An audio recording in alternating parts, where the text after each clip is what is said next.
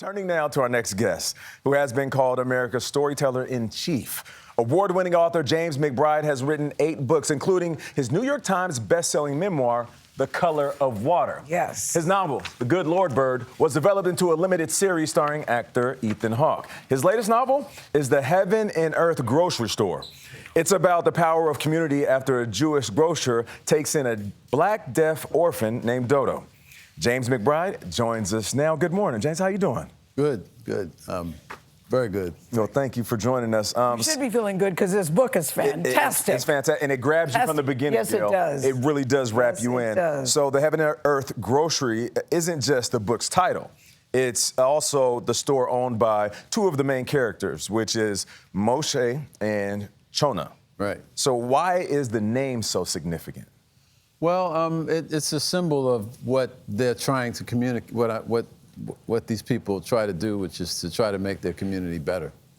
So it was just the name of the store given by Shona's father. And this store is located, the Jewish owners of a grocery store in a black section of town called Chicken Hill.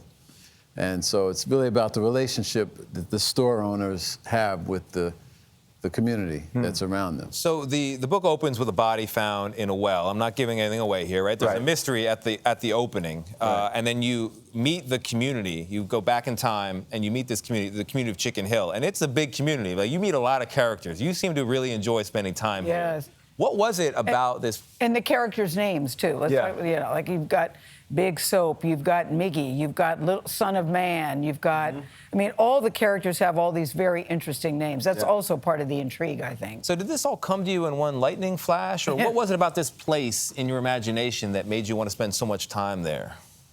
Well, I'm trying to come up with a right answer that's not going to make my brothers and sisters laugh at me, because I know they're watching. So, I mean, your imagination is what, your characters inspire your imagination. Of course. And so you set a conflict in place, and in a normal world, you set a conflict in place, and then this conflict pushes people to the right and left. I mean, we just saw the thing about the burglar. I mean, a conflict, a guy breaks into a house, the dog goes happy, and suddenly you have a situation. Right. And as a writer, you extrapolate all of these things from these various characters. But it's also, you focus a lot on disabled people. That is a personal thing for you. You were trying to figure out a way to tell this kind of story because 2 of the main characters, Monkey Pants, that's another funny name, Monkey Pants and Dodo, the relationship between the 2 of them. Why was telling this particular story important to you? Well, I worked at a camp for disabled kids when I was in college. And I was inspired by, I mean, just the word disabled doesn't really describe, so-called disabled. Yes. But their ability to communicate. What they taught me and the staffers at the camp were lessons I never forgot.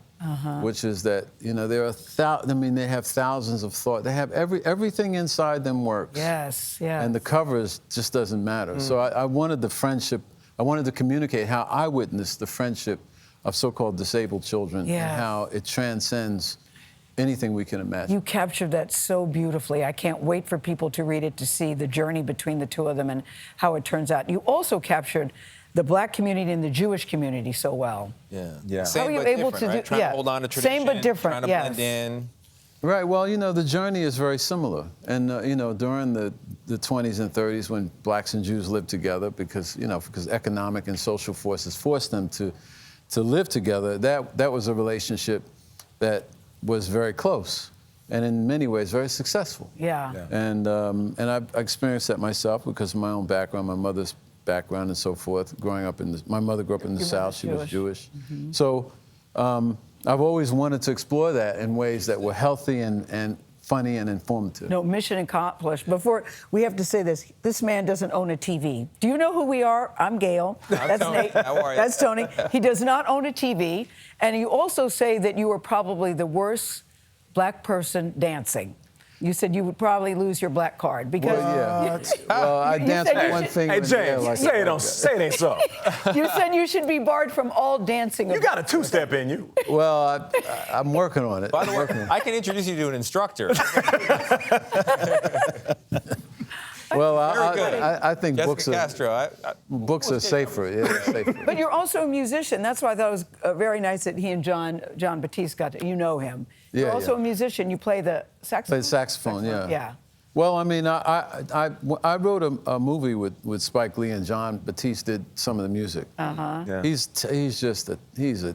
a deep talent. Yeah. And a very nice person. He's a different kind of dude. Yeah, so that's why I don't have a TV. I'm always busy. You know, music and writing keeps me. But are you pretty busy. okay not having a TV? I can't imagine. I'm fascinated by this. Well, I am fascinated. I mean, you have a phone, though, right? Like a smartphone? Yeah, Okay, yeah, okay. I have a so he's got a phone. screen in his pocket. Yeah. What do you hope? What do you hope people?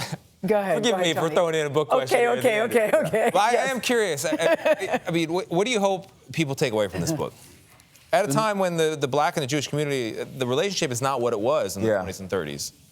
Well, I hope people take away the equality, that we're all equal, and that our journey is the same. Yeah. And that, you know, we're much more alike than we are different. So true. Of course. Yeah, I've heard you say, James, love is a magical ingredient and it's fun to get along. That's right. That's right, and true. it's easy. you know. Well said. And it's easy, yes. And James, well done with the book. It's not easy to take people to a certain time frame and then immerse them into the world and the characters. Yes. You absolutely nailed it. Again. If a new rectangular box shows up at your doorstep, it's your TV. We send it to you. And it's from the CBS Mornings family. It's a James flat McBride, screen. we appreciate you. The Heaven and I Earth actually think we grocery should do store that. Put it on your goes wall. on sale tomorrow.